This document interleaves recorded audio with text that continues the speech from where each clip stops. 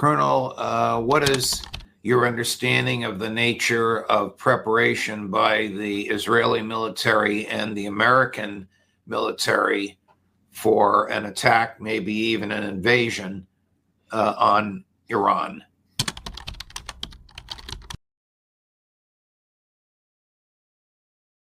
Well, I think we know that whatever happens is not going to be discussed in advance. And we've already seen the surprise attack that the Israelis launched against the Iranians during what people thought was a legitimate negotiation. So I fully expect that there will be no warning per se to the American people or to anybody about what ensues. But we do see a decided buildup of aircraft and munitions and missiles being reallocated, vessels at sea, as well as refueling assets are moving into the region. Something could happen at almost any time at this point. I would say certainly within the next few weeks at the outside, because the other problem is you can't keep armed forces, air, land, sea, in hyper readiness for long periods of time. So there's a point at which you've got to either pull the trigger or get out. Again, no one is being asked in the United States. And the other problem, as we discussed, is that it looks like Prime Minister Netanyahu has more control over these matters than the president or Congress.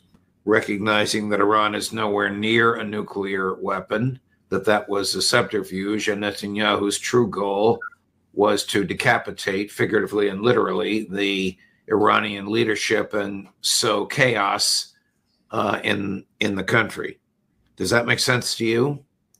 Yeah, I think it makes sense, and I think the goal is still the same. I mean, what Israel isn't interested and absolutely could not overtake and govern Iran. But the Israeli position is very clear.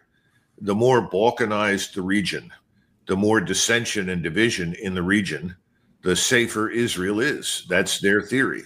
So again, I suspect they will do everything in their power to achieve a decapitation. This is the problem. I don't think that's going to work. And the Iranians have made it pretty clear that they have real depth now, that more than they've ever had before. They've distributed critical weapon systems all over the country in various provinces.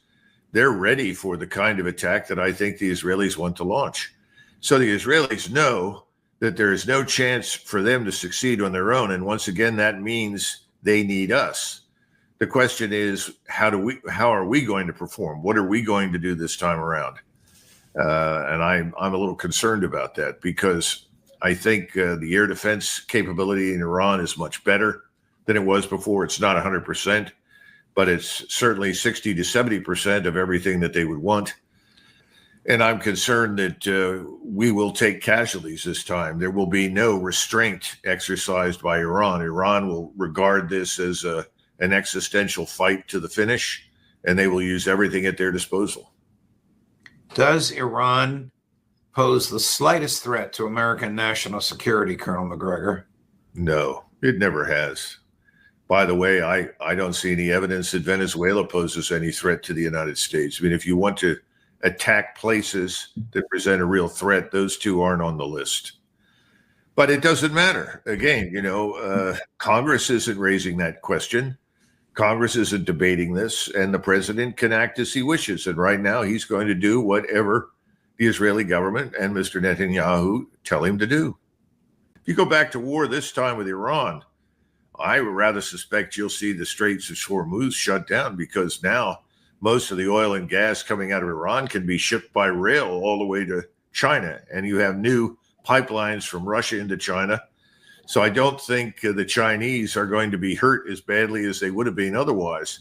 But what happens to the rest of the world? What happens then when the price of oil goes through the roof? Nobody seems to bring these things up. If anybody had any idea the damage to us and our economy, I think they'd throw everybody in Washington out of office.